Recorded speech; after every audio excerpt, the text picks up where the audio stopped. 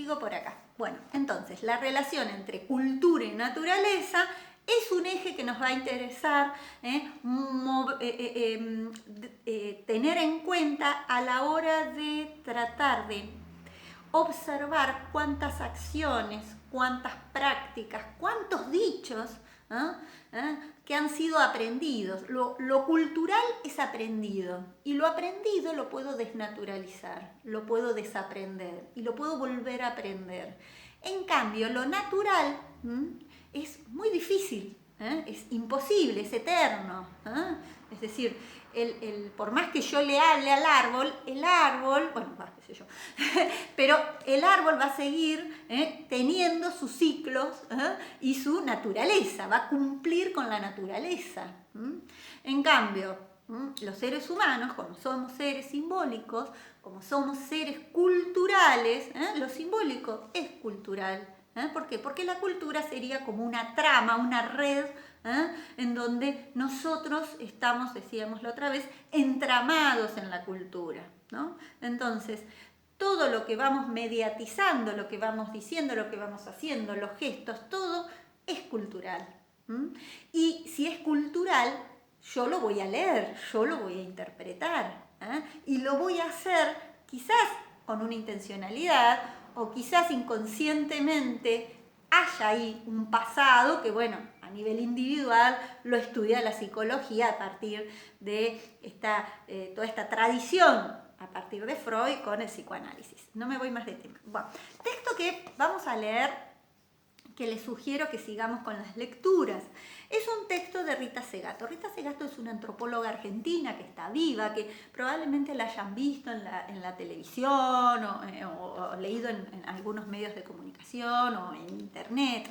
Tiene uno de los libros más conocidos y que quizás muchos hemos ingresado a sus textos, se llama La nación y sus otros, raza, etnicidad y diversidad en las políticas de identidad.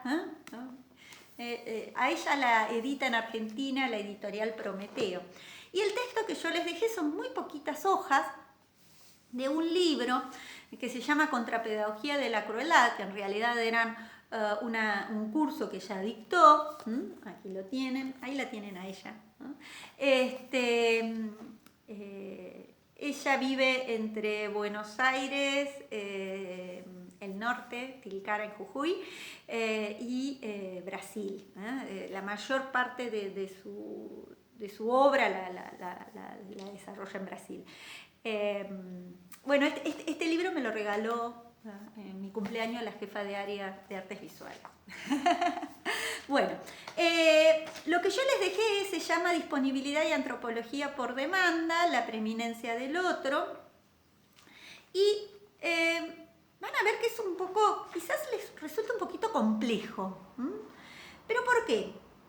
Porque si nos metemos en esto de que tendemos a naturalizar, tendemos a naturalizar lo que se nos dice como que es palabra santa, en esa visión, este texto lo que trata es de decir, muchachos, nosotros hemos naturalizado que lo inteligente, lo bueno, la teoría, siempre derivaba y siempre se hacía en el norte, podríamos decir, ¿no? En el norte, hablando de o en Estados Unidos o en la Europa occidental, ¿no?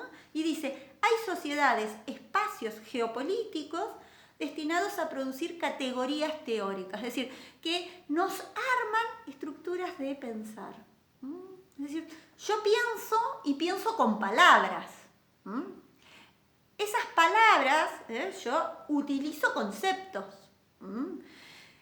Esos conceptos, ¿en dónde se formaron? ¿Quiénes lo propusieron esos conceptos? Entonces, yo termino usándolos de tal manera, me los apropio, pero siempre no son conceptos que los hicieron teóricos, investigadores de acá. En su mayoría son conceptos que los hicieron en otros países. ¿Y en qué países? En los países dominantes, en los países que nos vienen dominando y colonizando desde, podríamos decir, 1492. Entonces, cuando yo les decía en los primeros encuentros de que esta asignatura pretende ubicarse en una tensión con respecto a cómo nos enseñaron a ver, cómo nos enseñaron a pensar y a ser conscientes de ese cómo nos enseñaron a pensar, vamos a empezar un camino que lo vamos a seguir durante toda la carrera, que es posicionarnos en empezar a discutir a los autores. ¿Por qué estos autores? ¿Por qué yo tengo que leer y que tomar esas teorizaciones? Entonces, este texto apunta a eso. Dice, si escucháramos las preguntas que nos llegan, nos veríamos obligados a trabajar de otra forma.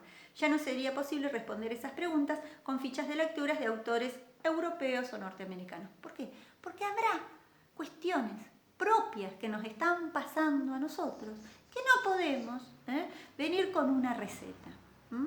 Es decir, no hay recetas que se puedan extrapolar y que se puedan como si fueran, porque no somos seres autómatas, somos seres culturales, somos seres que estamos atravesados por nuestro espacio, por nuestro tiempo, por nuestra realidad, ¿no? Entonces es necesario siempre pensar desde dónde me están contando lo que me están contando. ¿Quién es el autor del texto? Volvemos a lo primero. Y por el otro lado, ese concepto, ¿quién lo dijo? ¿De dónde vino el que dijo ese concepto?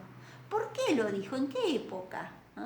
Dice, cada pueblo, cada uno de nosotros representa una humanidad parcial, limitada, solo al abrirse a la incomodidad del otro, con su diferencia y su demanda, con ese gesto expansivo, acogedor, anfitrión. Esa humanidad expande su inteligencia y su capacidad de comprensión del sentido de la vida. ¿Qué nos está invitando? Es decir, la relación con los otros es una relación que se vincula justamente con un reconocer que nosotros no la sabemos todas, sino que tenemos una visión fragmentada. Entonces, no sabemos qué le está pasando al otro, desde dónde lo está diciendo, cómo lo está diciendo, ¿no? Entonces, desde ese lugar habla de cómo empezarnos a pensar, cómo disponernos para estar.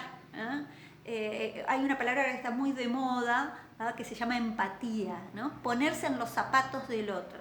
¿Cómo nos cuesta, no? No sé si han visto lo que pasó con los jubilados el viernes, que inmediatamente se modificó, pero y quizás es algo que nosotros lo venimos planteando. Yo lo he planteado tanto a nivel institucional como a nivel extra. Es decir, genial con este sistema virtual, pero habrá quienes no puedan acceder porque no tienen internet en su casa, ¿no? Y tienen que estar en su casa.